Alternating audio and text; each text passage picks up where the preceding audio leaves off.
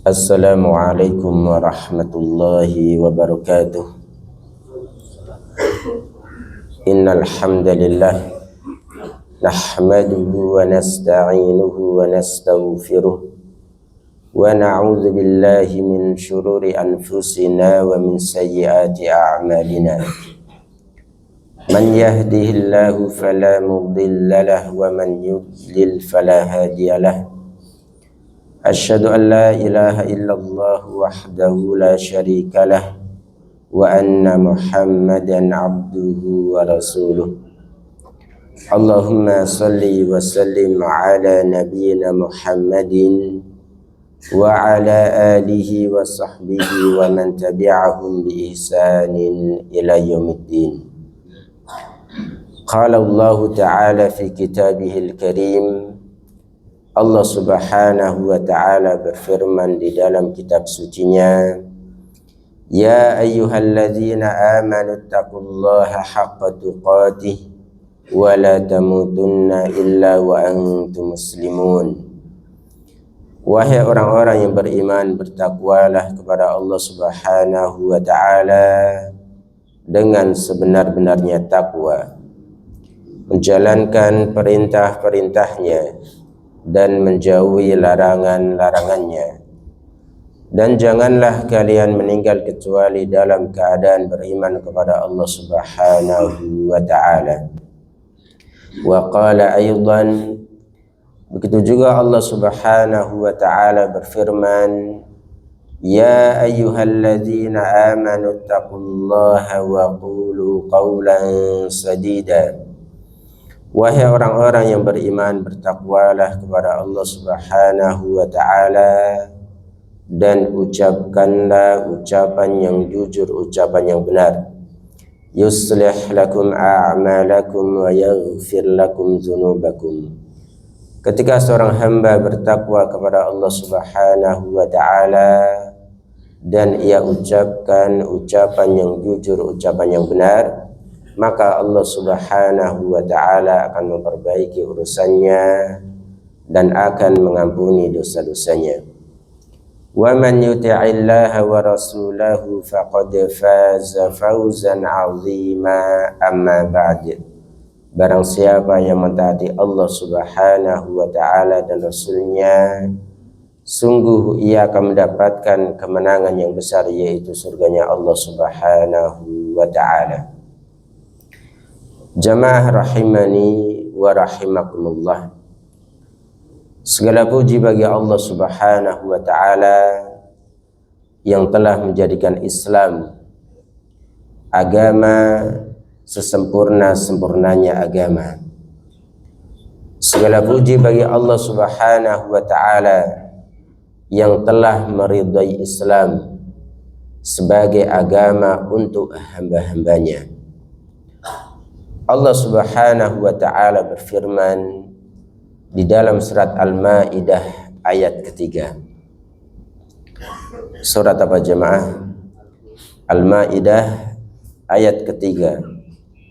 Allah subhanahu wa ta'ala berfirman, Al-yawma akmaltu lakum dinakum wa atmamtu alaikum ni'mati wa raditu lakumul Islam madina. Kata Allah subhanahu wa ta'ala, pada hari telah aku sempurnakan untukmu agamamu, telah aku sempurnakan nikmatku untukmu, dan aku telah meridhai Islam sebagai agama untukmu. Dari ayat ini menunjukkan bahwasanya Allah subhanahu wa ta'ala telah sempurnakan Islam sesempurna-sempurnanya. Allah subhanahu wa ta'ala telah meridhai Islam sebagai agama untuk hamba-hambanya. Disebutkan di dalam hadis riwayat Imam Bukhari, ada seorang Yahudi mendatangi Umar bin Khattab radhiyallahu anhu. Kemudian orang Yahudi tersebut berkata, Ya Amirul Mukminin, ayatun fi kitabikum taqra'unaha. Wahai pemimpin kaum muslimin, ada sebuah ayat di dalam kitab suci kalian yang mana kalian membaca ayat tersebut. Lau nazalat alaina ma'syaral yahud lattakhadna dzalikal yawma 'ida. Kata orang Yahudi tersebut, sekiranya ayat tersebut turun kepada kami orang-orang Yahudi, maka sungguhlah kami akan jadikan hari turunnya ayat tersebut sebagai hari raya. Sebagai apa jemaah? Sebagai hari raya. Nu'azzimuhu kulla sanatin. Kami akan agungkan, kami akan rayakan di setiap tahunnya, yaitu hari turunnya ayat tersebut. Maka Umar pun bertanya, ayu ayatin hiya, ayat mana yang engkau maksud? Maka orang Yahudi tersebut membawakan firman Allah Subhanahu wa ta'ala. Surat apa tadi jemaah? Al-Maidah ayat ketiga. Al-yawma akmaltu lakum dinakum wa atmamtu alaikum ni'mati wa raditu lakumul islam dina. Pada hari telah aku sempurnakan untukmu agamamu, telah aku sempurnakan nikmatku untukmu, dan aku meridhoi Islam sebagai agama untukmu. Maka Umar pun berkata, sungguhlah kami mengetahui ayat tersebut, kapan diturunkan dan di mana diturunkan. Kata Umar bin Khattab, ayat tersebut turun di hari Jumat, ketika Nabi Muhammad sallallahu alaihi wasallam sedang wukuf di Arafah, sedang menunaikan ibadah haji. Lihatlah jemaah, agungnya ayat tersebut, turunnya di hari Jumat, seutama-utamanya hari dalam satu pekan, dan turunnya di hari Arafah ketika Nabi Muhammad sallallahu alaihi wasallam sedang wukuf di Arafah. Dan lihatlah akan makna kandungan dari ayat tersebut. Allah katakan, aku telah sempurnakan Islam sesempurna-sempurnanya. Hingga orang Yahudi tersebut berkata, sekiranya ayat tersebut turun kepada kami, kami jadikan hari turunnya ayat tersebut sebagai hari raya jemaah. Karena saking agungnya ayat tersebut, Allah Subhanahu wa ta'ala telah sempurnakan Islam sesempurna-sempurnanya. Rasulullah sallallahu alaihi wasallam bersabda, taraktukum 'alal mahajjatil bayda lailuha kanahariha. Aku tinggalkan kalian di atas perkara yang jelas, di atas jalan yang terang, yaitu di atas Islam. Hingga Nabi Muhammad sallallahu alaihi wasallam mengibaratkan malamnya bagaikan siang. Perkara Islam jelas sejelas-jelasnya. Keadilan Islam adil seadil-adilnya. Kebaikan Islam baik sebaik-baiknya. Islam adalah bijak sebijak-bijaknya. Hingga Nabi Muhammad sallallahu alaihi wasallam mengibaratkan lailuha kanahariha, si afan malamnya bagaikan siang. Kemudian Rasulullah katakan, la yazighu anha illa halikun. Tidaklah seseorang berpaling dari jalan yang terang tersebut, dari perkara yang jelas tersebut, melainkan ia akan binasa. Ini menunjukkan tidak ada jalan keselamatan bagi kita, tidak ada jalan kebahagiaan bagi kita semua, kecuali kita berada di atas Islam, mempelajarinya dan mengamalkannya. Karena Rasulullah katakan, tidaklah berpaling dari jalan yang terang tersebut, melainkan ia akan binasa. Dalam hadis yang lainnya Rasulullah katakan, taraktukum, aku tinggalkan kepada kalian dua perkara, yang mana dengan dua perkara tersebut, ketika kalian berpegang teguh dengan keduanya, lan tadillu, kalian tidak akan tersesat selama-lamanya. Apa dua perkara tersebut jemaah? Al-Quran dan sunnah Nabi kita Nabi Muhammad sallallahu alaihi wasallam.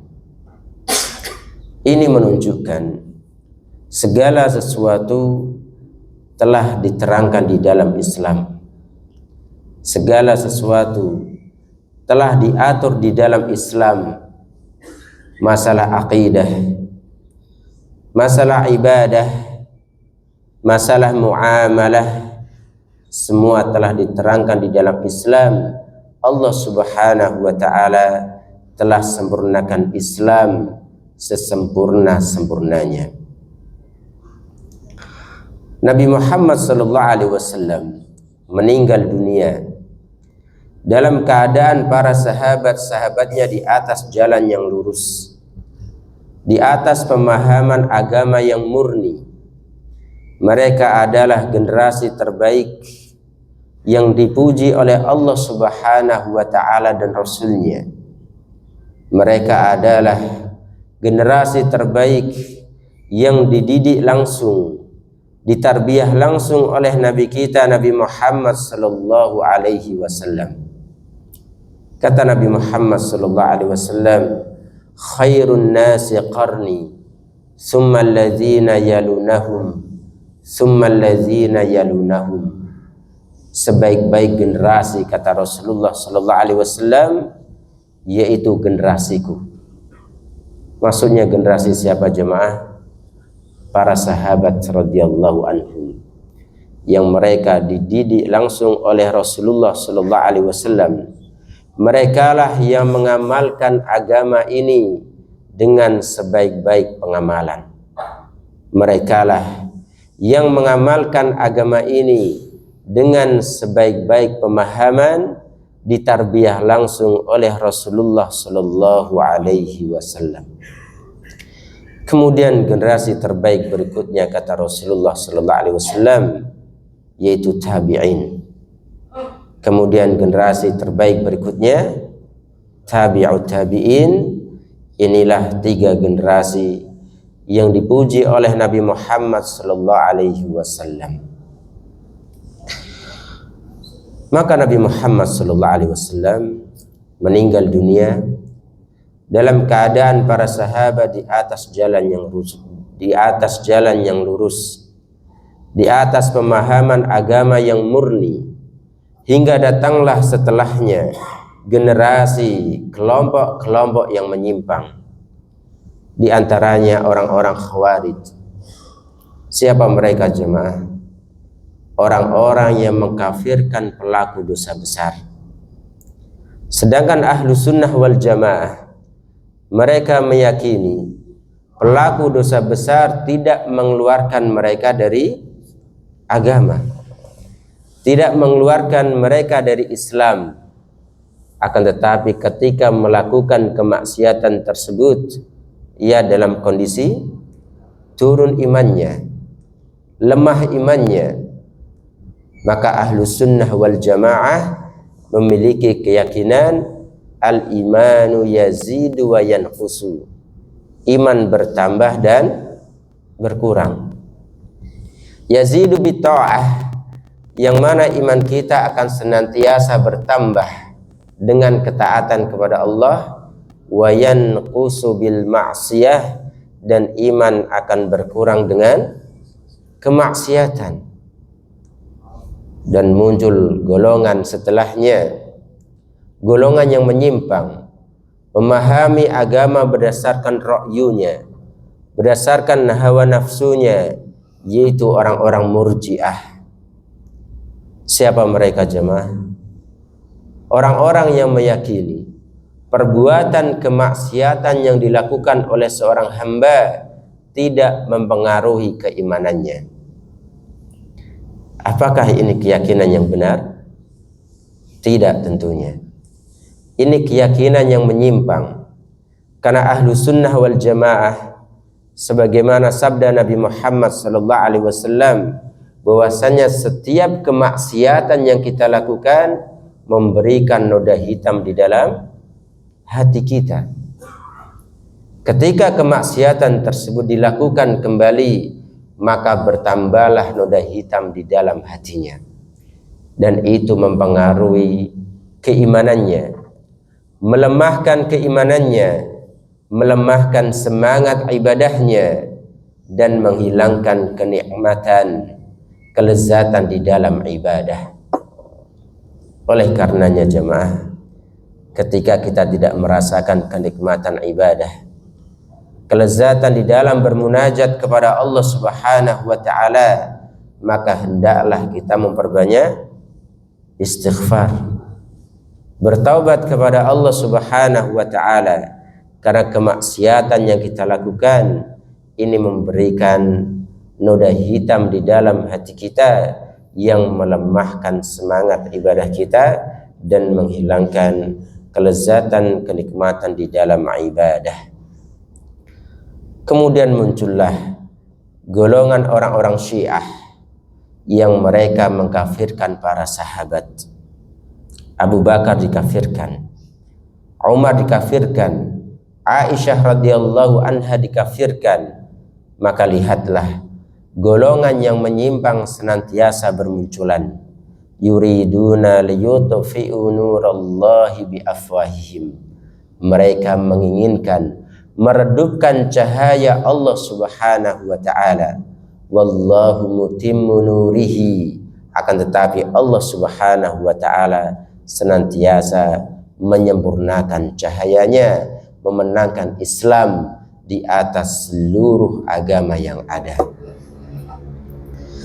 Lihatlah para ulama kita, para ulama ahlu sunnah wal jamaah, dengan kegigihan mereka, semangat mereka di dalam berdakwah, mereka menjelaskan dan menerangkan akidah yang lurus, pemahaman agama yang sesuai dengan pemahaman salafun salih, para sahabat radhiyallahu anhum.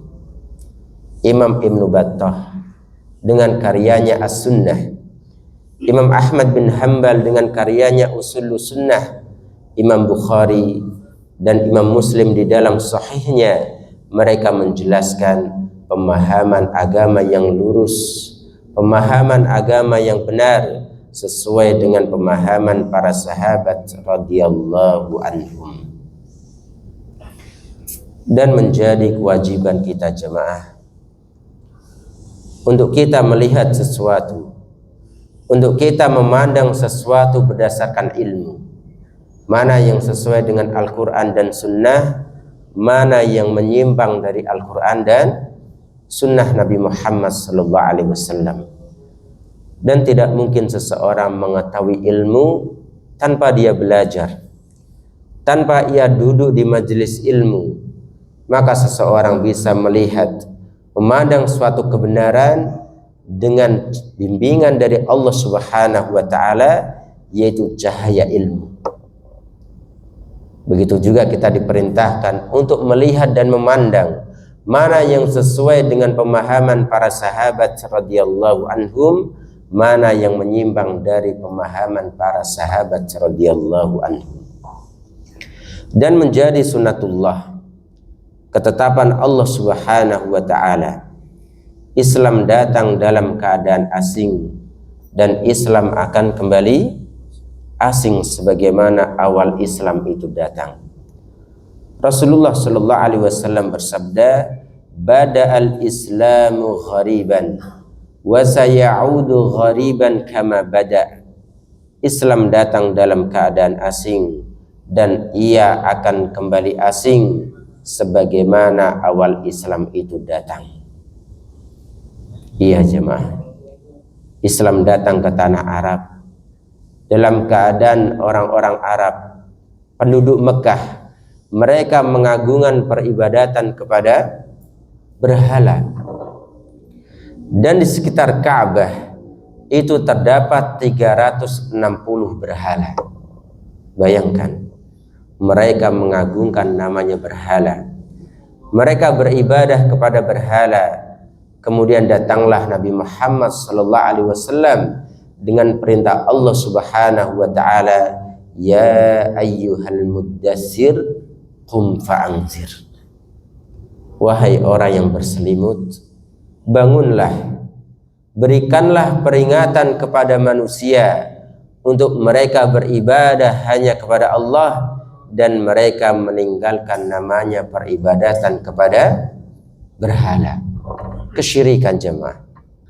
Ya, maka Nabi Muhammad SAW dengan ajarannya yang asing di tengah-tengah orang kafir Quraisy, maka ia ditentang, bahkan diancam untuk dibunuh, ditindas, dirampas hartanya. Maka seperti itulah Islam di awal kedatangan Islam. Dan kata Nabi Muhammad SAW, Islam akan kembali asing sebagaimana awal Islam itu datang. Apa kata Rasulullah SAW? Fatuba lil ghuraba, maka beruntunglah orang-orang yang asing tersebut. Bahagialah mereka, orang-orang yang asing tersebut. Maka para sahabat bertanya kepada Nabi Muhammad SAW, manil ghuraba ya Rasulullah, wahai utusan Allah, siapa yang engkau maksud dengan orang asing tersebut yang engkau sifati dengan keberuntungan, dengan kebahagiaan? Maka Rasulullah SAW mengatakan, alladzina yuslihuna idza fasadan nas, yaitu orang-orang yang melakukan perbaikan di hari rusaknya manusia. Siapa ghuraba jemaah? Orang-orang yang melakukan perbaikan di hari rusaknya manusia.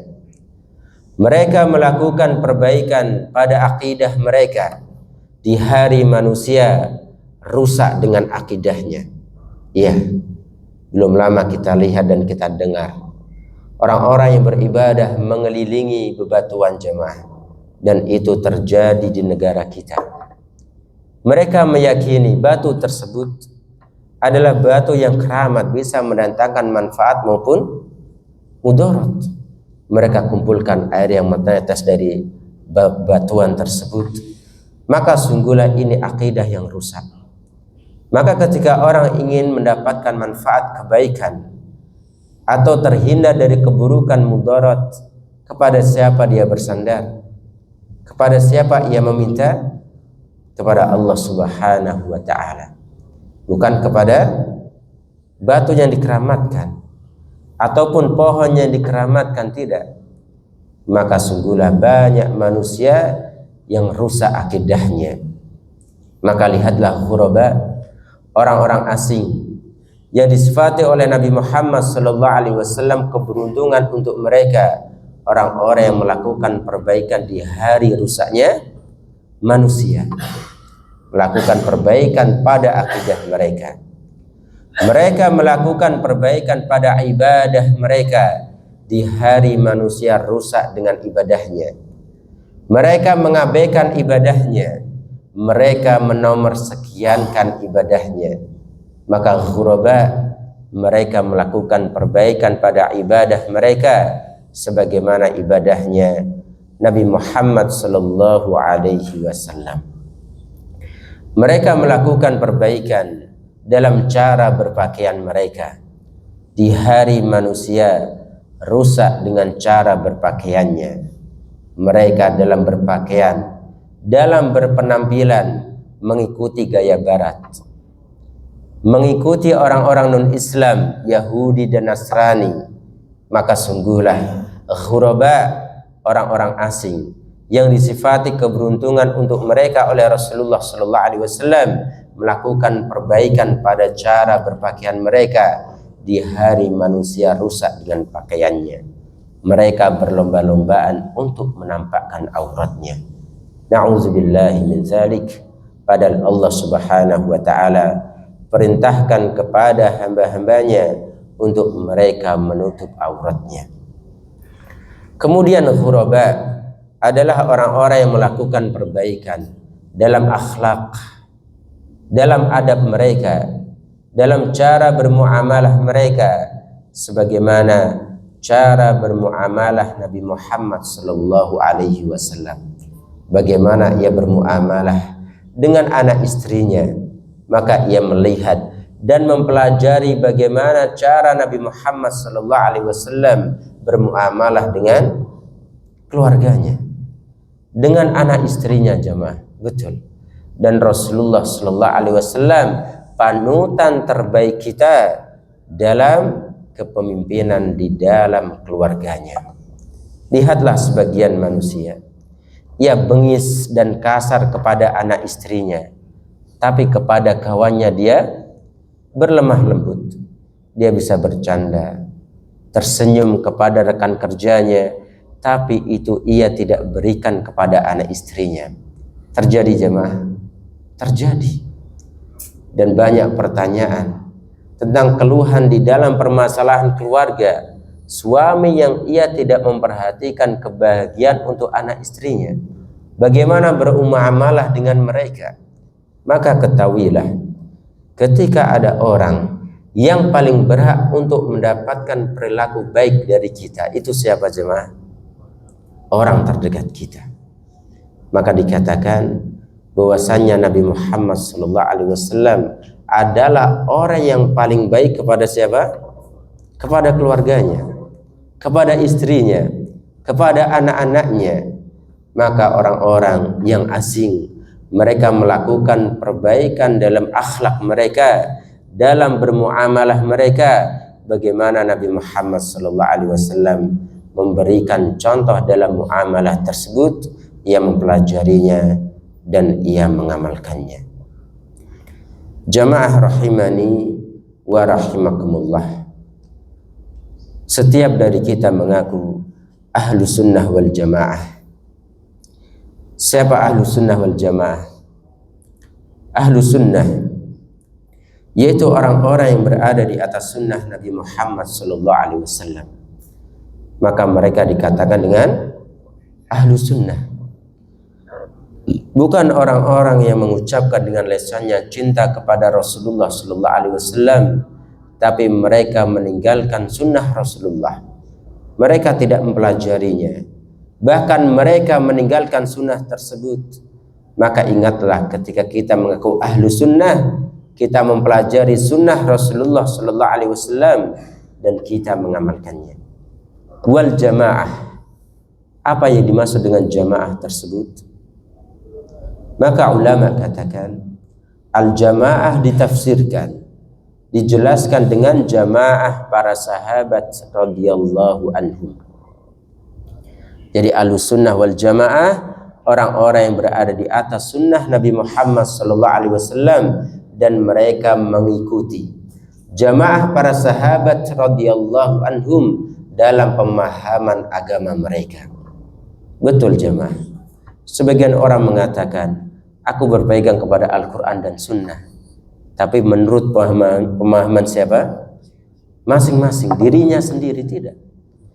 Ini dikembalikan kepada pemahaman para sahabat radhiyallahu anhum yang mereka dididik, ditarbiyah langsung oleh Nabi kita Nabi Muhammad SAW. Mereka lah yang mengamalkan agama ini dalam kenyataan kehidupan mereka. Bukan teori saja, bukan materi saja, tidak. Mereka lah generasi terbaik dari umat ini. Apa kata Nabi Muhammad SAW? Sataftariku ummati ala 73 firqatan. Kata Rasulullah SAW, umatku terpecah menjadi 73 golongan. Berapa jemaah? 73. Kalau orang Yahudi 71, orang Nasrani 72. Kata Nabi Muhammad SAW, umatku terpecah menjadi 73 golongan. Apa kata Nabi Muhammad sallallahu alaihi wasallam? Kulluha finnar illa wahidatan. Seluruhnya di dalam neraka, kata Rasulullah, kecuali yang satu. Kecuali yang satu. Maka para sahabat bertanya kepada Nabi Muhammad sallallahu alaihi wasallam, "Man hiya ya Rasulullah?" Siapa yang satu golongan tersebut? Maka Nabi Muhammad sallallahu alaihi wasallam mengatakan, "Ma ana alaihi wa ashabi." Orang-orang yang berada di atas jalanku dan di atas jalan para sahabatku. Dalam riwayat yang disebutkan al-jamaah. Mereka berada di atas jalan jamaah. Jamaah ditafsirkan dengan jamaah para sahabat radhiyallahu anhum. Maka ketika kita mengaku jamaah ahlu sunnah wal jamaah, pelajarilah sunnah Nabi Muhammad sallallahu alaihi wasallam. Begitu juga kita memahami agama ini berdasarkan pemahaman para sahabat radhiyallahu anhum yang mereka ditarbiyah langsung oleh Nabi kita Nabi Muhammad sallallahu alaihi wasallam. Dan ini yang dikatakan oleh Rasulullah sallallahu alaihi wasallam, aku tinggalkan untuk kalian dua perkara, lan tadillu ma tamassaktum bihima, yang mana kalian tidak akan tersesat selama berpegang teguh kepada keduanya, yaitu Al-Quran dan sunnah Nabi kita Nabi Muhammad sallallahu alaihi wasallam. Nah, cukup jamaah yang kita sampaikan pada kajian kali ini, dan ada beberapa penafsiran yang lainnya terkait dengan ahlu sunnah wal jamaah, di antara yang disampaikan oleh Imam Asy-Syafi'i rahimallahu ta'ala, ahlu sunnah, orang-orang yang berada di atas sunnah Nabi Muhammad sallallahu alaihi wasallam, wal jamaah ditafsirkan dengan ijma' kaum muslimin. Jadi ketika orang mengaku ahlu sunnah wal jamaah, dia menerima sunnah Nabi Muhammad sallallahu alaihi wasallam dan mengamalkannya, dan ia menerima ijma' para ulama. Kenapa? Karena Rasulullah sallallahu alaihi wasallam katakan, la tajtami'u ummati ala dhalal. Umatku tidak akan bersepakat di dalam kesesatan. Maka ijma' kaum muslimin, ijma' para ulama ini harus kita terima. Di antaranya ijma' yang disebutkan oleh para ulama, yaitu haramnya nikah mut'ah. Nikah apa jemaah? Apa dalam bahasa kita? Nikah kontrak. Dan itulah yang diamalkan, yang dilakukan oleh orang-orang Syiah. Mereka melakukannya, ya. Maka ijma' para sahabat yang mereka katakan itu dibolehkan di awal Islam, kemudian ketika Fathu Mekah, ya, kaum muslimin menguasai kota Mekah, ditaklukkan oleh Nabi Muhammad sallallahu alaihi wasallam di tahun 8 Hijriah, maka diharamkan secara mutlak terkait dengan nikah mut'ah. Ini sebagaimana kita sebutkan ahlu sunnah wal jamaah, orang-orang yang mereka di atas sunnah Nabi Muhammad sallallahu alaihi wasallam dan menerima ijma' para ulama, ijma' kaum muslimin. Nah, barakallahu fikum. Ada yang tanyakan jemaah sebelum kita akhiri?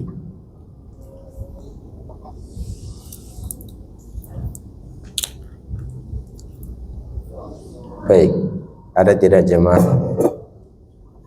Kalau tidak ada, kita akhir ya. Subhanakallahumma bihamdika asyhadu an la ilaha illa anta astaghfiruka wa atubu ilaik. Assalamualaikum warahmatullahi wabarakatuh.